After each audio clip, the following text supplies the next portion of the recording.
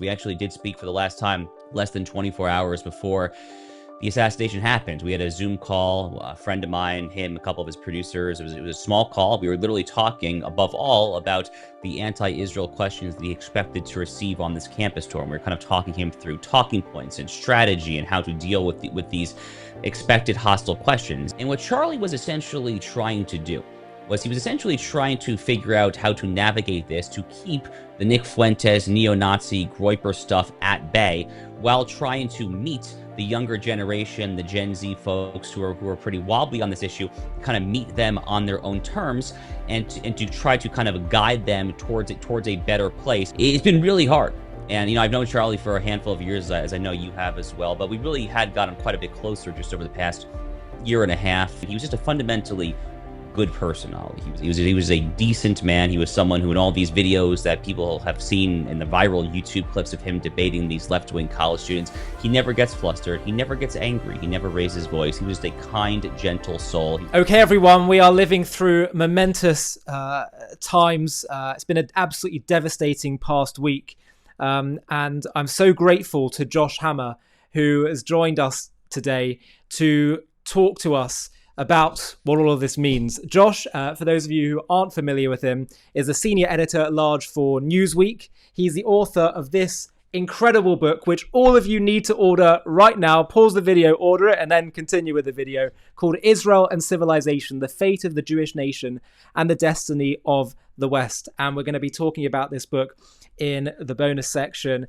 But personally, Josh was a friend of Charlie Kirk, who, as he's just sharing with me just offline a moment ago, was in near daily communication with him. And as we covered in our last interview, Josh recently appeared on stage with Dave Smith in a debate which Charlie hosted, literally, like 2 months ago, where they were debating the topic of Israel. And I think Charlie Kirk was someone who I knew to be, and I'm sure Josh will say the same, to be just the most deep friend of Israel. And he hosted this debate because he's clearly navigating very choppy waters on the conservative right, where there's diverging views about Israel. And he thought very strategically, it seems to me, the best way to do this is let's just have an open debate. And Josh did an absolutely superb job of that. And we're going to get into all of that and what's happening on the right at the moment. But before we do, Josh, just your immediate reaction to Charlie's murder. Yeah, Ollie, thank you for having me back on. Look, this has been really hard. This has been a heartbreaking, devastating week to live through. Just this past Friday, I was out in Las Vegas speaking at a conservative conference, and we were essentially all memorializing Charlie, paying tribute to Charlie in our speeches there. When I was recording my radio show, the Josh Hammer Show, I actually broke down crying while speaking, which is the first time that's ever happened to me since I started the show a few years ago. So it's been really hard.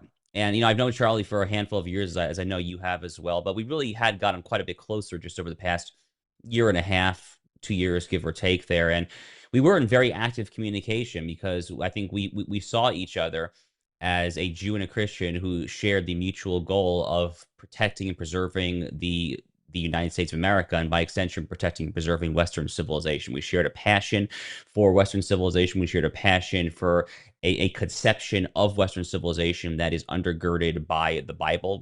We shared an admiration for the Bible, for all that Jews and Christians have accomplished from that. And he was just a fundamentally good person, Ollie. He was a decent man. He was someone who, in all these videos that people have seen in the viral YouTube clips of him debating these left-wing college students, he never gets flustered. He never gets angry. He never raises his voice. He was just a kind, gentle soul. He was a loving husband, a father to two young children who will now grow up without a father. And yes, we actually did speak for the last time less than 24 hours before the assassination happened. We had a Zoom call, a friend of mine, him, a couple of his producers. It was a small call. We were literally talking, above all, about the anti-Israel questions that he expected to receive on this campus tour. And we were kind of talking him through talking points and strategy and how to deal with these expected hostile questions. And, you held on my book, Israel and Civilization, Ollie.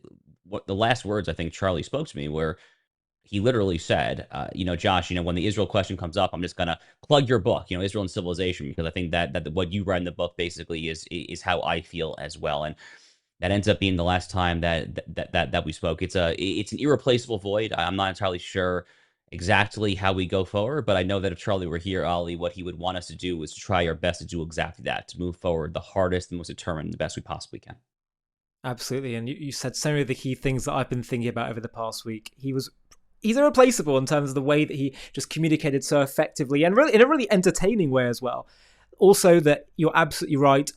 You and I knew him off camera, off stage. He was gentle, he was kind, respectful, and he practiced what he preached. But also with regard to Israel as well, he did have this deep love of Israel and the Jewish people. And I remember him saying to me, actually, we went on to I took him to this campus, SOAS, which is deeply anti-Semitic, anti-Western, anti-Israel, and he had this sign that was a bit, provocative about one of his views on socialism. And I remember in as we were walking there, he said to me, like, Ollie, I'll say it plainly, without the Torah, you do not have America. You do not have the West. And he really understood this to his core. And I want to talk a bit more about his relationship with Israel and the Jews and what's happening on the conservative right and what this moment means. But let's just zoom out a bit more for a moment. As someone that's in America right now, what has been America's reaction? What's happening on the ground? What are you seeing? I think this is a country in mourning. It's a country in shock and a country in mourning. I've been pleasantly surprised, actually, by the sheer number and the breadth and the depth of tributes, of memorializations. The flag is still being flown at half mast from sea to shining sea, basically all across the United States. You look at the National Football League, American football is the most popular sport in America by virtually any metric. I think all but four teams on Sunday actually held a moment of silence for Charlie Kirk, which is really quite crazy when you think about the fact that the NFL, like many American professional sports leagues, has gone pretty far down the woke rabbit hole in recent years. I mean, they actually, I think a lot of teams still have end racism in the end zone as kind of a tribute to the George Floyd 2020 summer. So the fact that they were all kind of coming out and trying to memorialize Charlie Kirk, the New York Yankees, my favorite team from my childhood, probably the most famous sports team in America, if not the world, they held a moment of silence the day of the assassination. Country music megastars like Morgan Wallen and Jason Aldean throwing up tributes and prayers for his widow, Erica Kirk, in the middle of their concert. So, I don't think I fully appreciated Ollie. Again, I knew him as a friend. I knew him as a five-star general, as a leader of the American right, of the American conservative movement. I don't think I fully appreciated the extent to which his influence and his clout penetrated beyond those particular circles. He had really gotten bigger than just politics. He was truly a kind of cultural icon and national and, frankly, to an extent, even international icon.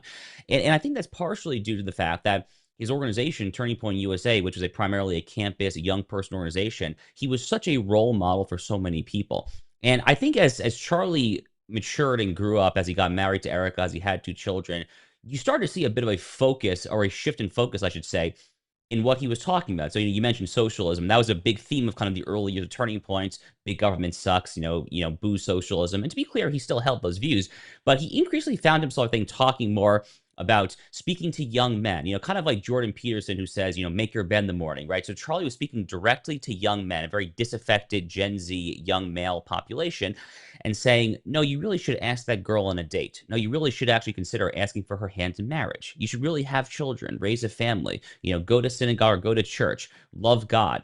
I mean, he was really kind of something of a role model in terms of not just the values that he preached, but very much the talk they taught and the walk that he walked. He really did not just believe in these principles, but he really lived them out on a day-to-day basis. And, to your point, he was a genuine admirer of the Torah. He used to study Torah years ago with Dennis Prager, one of his earliest Jewish mentors. There's this amazing video clip that I saw for the first time just a few days ago of him debating this left-wing rabbi from back in 2018, 2019. The rabbi is basically arguing that, the Torah is like kind of one of many books upon which America and Western civilization sits. And Charlie's like, no. Like it is the book. Like this, is the book there. I mean, he kept his version of Shabbat. He literally kept his version of the Jewish Sabbath, phone off from Friday night to Saturday night. He had a forthcoming book. I hope it's published posthumously, a book on the Sabbath. Incredible stuff. So again, he really, really, really did not just talk the talk, but walk the walk as well. It's fascinating, by the way. Did he diverge from what Christians believe that Sunday is the Sabbath? Did he believe it was actually Saturday? Look, he went to church on Sundays, right? I mean, he was not a Right. Seventh Day Adventist, like there Yeah. actually are some Christians who go to church on Saturday. He was not that. He went to church on Sunday, but he kept for whatever reason that I guess he so chose there. And look, to be clear, I don't think that he was going about the 39 categories of prohibited For labor sure. that Orthodox Right. Jews do, but he definitely did turn his phone off for 25 hours, Yeah. which is a tremendous thing there, and he was really trying to set an example. I think in many ways, this is kind of a healthy, God ordained way to live your life. And what about the reaction from his political opponents? What percentage would you say have condemned this attack and called it abhorrent, and what percentage are not condemning it, to put it mildly? Well, it's hard to say because it depends on the sample size, right? So if we're talking about elected Democrat officials, I don't think I've seen a single Democrat elected official who has genuinely, earnestly tried to justify or celebrate it. Now, some are trying to be a little cute with words, but most of them are smart enough to not even go there. When you start talking about social media, that's when it gets really ugly. When you start going down deep down the rabbit holes of Reddit, a website that I don't personally use, but I peeked in at Reddit. I peeked in at Blue Sky, which is kind of a very left wing social media alternative to Twitter/X. This is where you start to see some really ugly stuff. Unfortunately, Ollie, we live in times where this stuff is more mainstream than people would probably readily care to admit. So, for instance, there was a major pollster earlier this year. I can't remember if it was Gallup, Pew, or another major pollster here in the United States, and they said that, or their conclusion from their very large sample size, literally more than half, more than 50% of registered Democrats that they reached out to said that they could find a justification, they could theoretically find a justification for murdering or assassinating Donald Trump. Okay, I mean that's like a pause, full stop. Like what did he just say? Moment. I mean that's astonishing. That Mhm. is astonishing stuff. And this is not the first act of left wing political violence. I mean, there's so many examples I won't even know where to begin there, but just a couple of prominent examples. James Hodgkinson in 2017, when he shot up the Republican congressional baseball team, almost fatally wounding Steve Scalise of Louisiana. You had a man named Nicholas Roski in 2022 who flew from California to Maryland, attempting to assassinate Brett Kavanaugh for his opinion in Roe versus Wade, the abortion decision there. You had the assassination of the United Healthcare CEO. You had the assassination of the two Israeli embassy staffers in Washington, D.C. earlier this year from a communist Free Palestine nutjob out in Chicago. I mean, there's a genuine disease, I think, for a lot of people on the far left. It has not quite penetrated the ranks of elected Democratic officials, which is a good thing, obviously, there.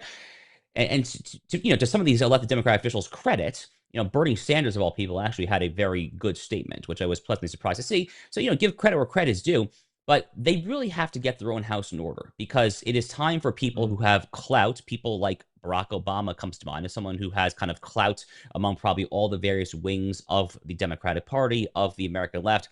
They really have to get out there and just stamp this out because I'm an open conservative. Someone like me cannot do that, right? I mean, I want America to Right. be pulled back from the brink, but I can't get the left's house in order for it. It has to come from within their own house there. And I just genuinely pray as an American patriot that it happens ASAP.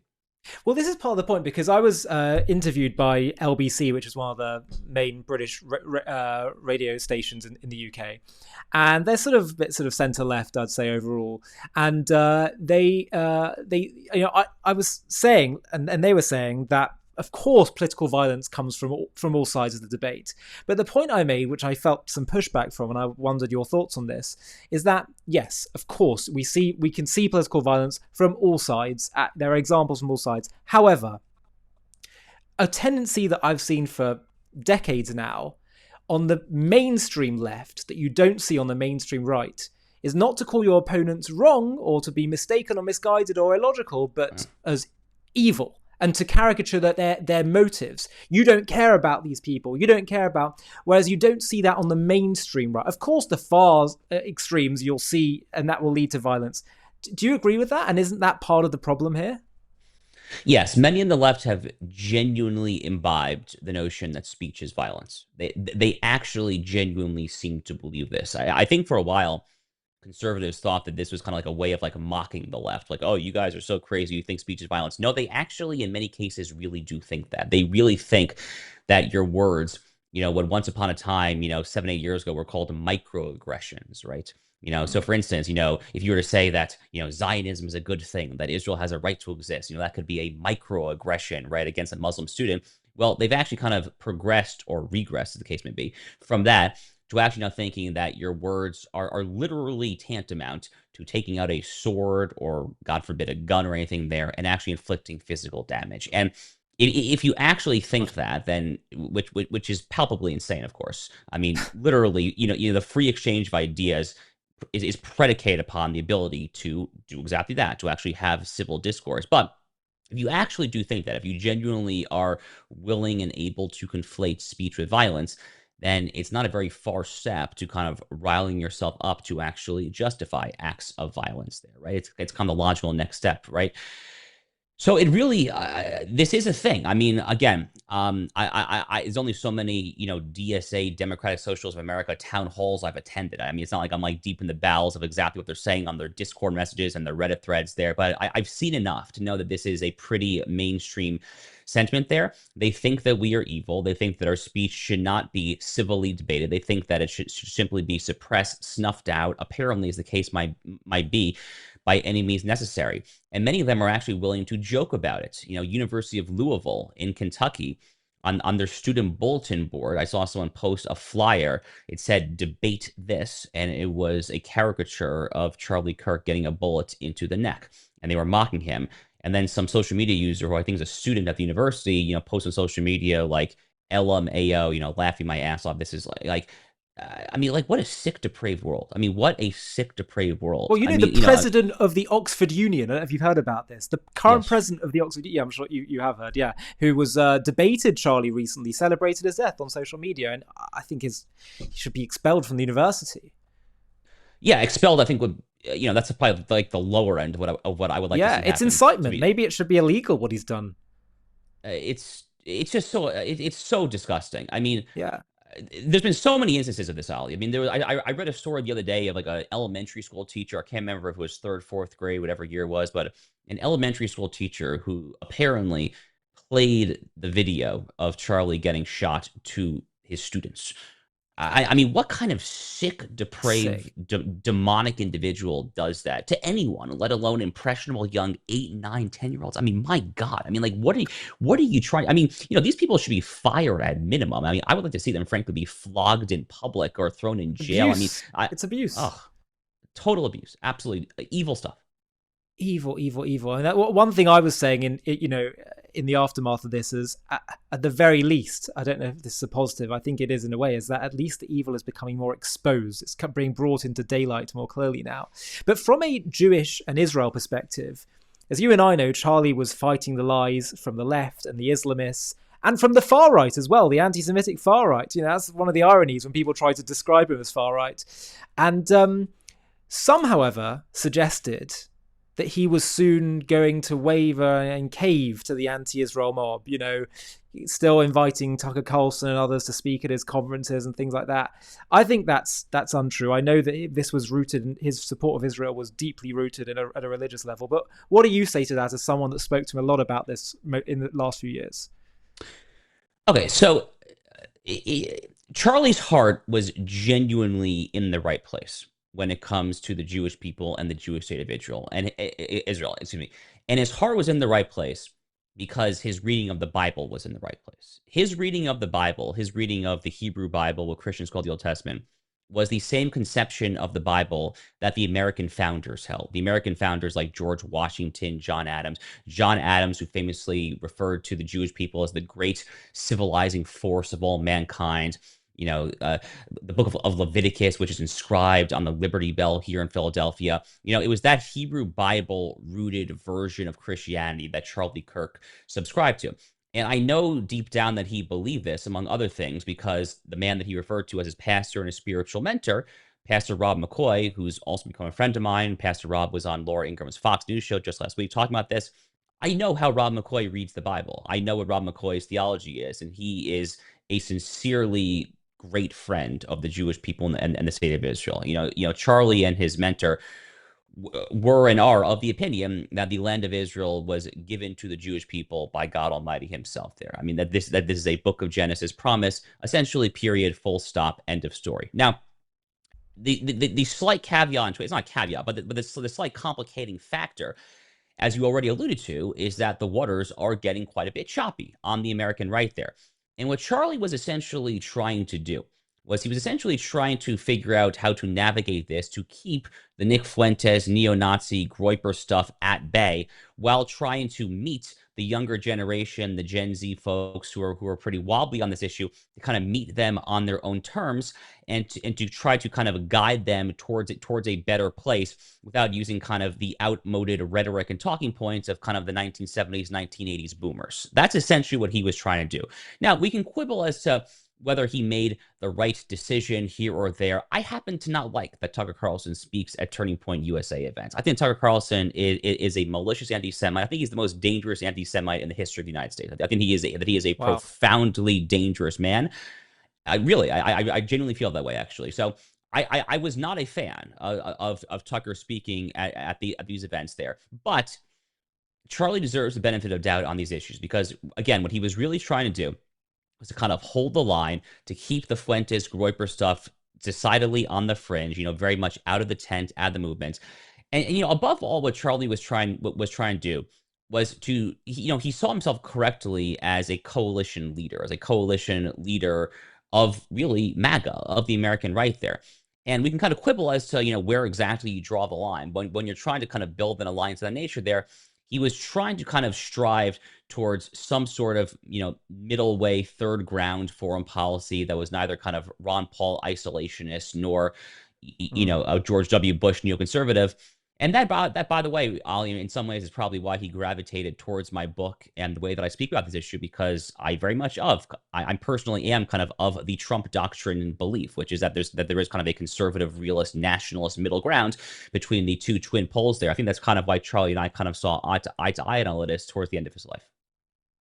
Yeah, really, really interesting. There were times where recently he would offer certain critiques of Israel, or that I just felt I didn't agree with. But ultimately, both of us know where his heart was, and he had such, as we can now see as a result of his death, was a leader of such a huge coalition, and he had a very, very difficult time in his hands, and he had to. Yeah. In some ways, he was trying to show that he's not, he's a free thinker and not in the pocket of anyone. Otherwise, some people might switch off. So, you and I may not have agreed with every single phrase or every single way he was saying things. But but like, let's make a very, very brief, quick point. If he is or if he was going in a direction that Candace Owens and others say he was going in, very, very simple point. Would he have had on me and our friend Rabbi Pesach Walicki literally the night before his death to spend an entire hour talking about how to respond to anti-Israel talking points? I mean, it doesn't make any sense. It literally simply does not make sense. His heart was absolutely in the right place. Again, he was trying to navigate kind of some very choppy waters, though.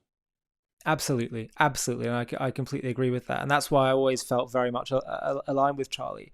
And obviously, precisely as you mentioned, there have been people who, like Ian Carroll, and it pains me to mention her name, Candace Owens, because I know how close she was, and maybe still is to Charlie. But at the end of the day, she's chosen to hijack his death right now to blame it on Israel. I mean, it's just so disturbing. But then you have the people who are sort of a bit more in the middle. Maybe I wouldn't even say in the middle, but they're teetering a bit. The Megyn Kellys and the Michael Knowles and others, kind of in this in-between. What do you think's going on there with them? Yeah, look, I mean, we can talk about every commentator one by one, but I think it's kind of easier to make a few kind of generalizations, right? I think a lot of folks are kind of just trying to take their commentary to where they see the perceived momentum, especially among the younger generation there. But so I think a lot of it is trying to kind of, stick your finger in the wind and try to see, where Gen Z is. And also really, I mean, above all, see kind of just where the Twitter algorithms are right now. I mean, it's very hard to look at someone like, let's take Matt Gaetz, okay? Matt Gaetz was a former Republican congressman from Florida. Now he hosts a show on One America News. Matt Gaetz and I were very friendly for a while, okay? He had me on his show back in March when my book came out. Ollie, he referred to my book as a battle map to save Western civilization. It was an extraordinarily kind segment. He was asking very intelligent questions. He clearly had read the book. He was engaging with the material in it there. And a few months later, he's talking about Jewish supremacy, a term that has kind of like Der Stürmer origins, and he's had on all sorts of horrible guests. I mean, does someone like that actually flip that quickly based on literally from March to June or July? No, of course not. I mean, it defies common sense. It defies reality. That's obviously not what's happening there. I think it's just profound cynicism. It's trying to kind of just play for clicks, play for money, and trying to kind of generate some viral clips to appease a small but very vocal and very online segment of the American right and of the American internet user base there. Now, here's another thing that I will say, and I feel pretty confident in saying that Charlie also believed this because he literally told me that he believed this, which is that after the war in Gaza winds down, may come, B'Hamra B'Yamenu may come very soon, ASAP. And for XYZ reasons, I actually do think it's probably going to wind down sooner than a lot of people realize. If that happens, or when it happens, I should say there, I'm of the opinion, and I know that Charlie was of the opinion, that a lot of this growing fringe stuff when it comes to U.S.-Israel relations is going to really die down quickly, because when Israel is a little more out of the headlines, when the Gaza stuff, when the people like Dave Smith are less able to kind of just get on their soapbox and start talking about genocide and children killed and all these ridiculous charges there, I think that the natural gravitation will start to go back slowly, incrementally, kind of just through gravitational pull, osmosis, whatever you want to call it, in a healthier direction on this particular issue. I know Charlie felt that, and I very much think that as well. Yeah, I've heard several people say that as well, and I know that's certainly what the upper ends of Israeli government are feeling right now. But this really was going to be our last question on this subject: is there a danger that the right is now more vulnerable to these anti-Israel elements without Charlie here? Yes, and that was one of the very first thoughts that I had. In fact, my rabbi here in Florida, where I live, I won't name him for privacy reasons, but I mean, one of my main rabbis actually called me very shortly after the news was official. He knew that Charlie and I were close. He wanted just to check in on me. It's probably the first time my rabbi heard me kind of openly cry. It was very shortly after the death. Anyway, this is one of my rabbi's very first thoughts. Was he actually said that to me, was that he now worries about where this leaves kind of the Fuentes Groyper crowd, because Charlie, again, he had his faults, his imperfections. I didn't agree with him on Tucker, obviously, and we can quibble on that. But whatever quibbles, whatever faults, imperfections he may have had, he was literally doing more than anyone, I think, in the entire country, literally the entire country, to keep those forces at bay. And that's actually exactly what I told the Jewish Insider, which is an American Jewish publication. Sure. That was kind of the on-record quote that I gave them there that they featured in their article. So yeah, I'm very much of that opinion, Ollie. I'm frankly a little scared of it because, again, Charlie Kirk was an indispensable figure and an irreplaceable force, and I don't necessarily see one person who can now kind of step in to keep those forces at bay. I'm not really sure who that one person would be, to be honest with you, other than Donald J. Trump himself, frankly. But again, he's an elected official. I mean, talk about kind of an outside coalition builder, coalition manager. I'm really not sure that I can identify who that person would be. Wow. And that's indeed the big question now, and that's why so many people are wondering, what direction will America take now? And it makes us realize that sometimes you only realize the importance and value of something once it's taken away from you, and I think that really is the case here with Charlie. But Josh, now I want to turn to your book for our bonus section, Israel and Civilization. In the next bonus section of my interview with Josh, we dive into his book and talk about why Josh believes the Jews are the linchpin of Western civilization itself, and why he thinks a Christian-Jewish coalition is critical. We also take on the hot-button ethno-state debate and the urgent lessons of the Maccabees for our times. To watch it and access much more premium content on JTV+, click on the link in the video description.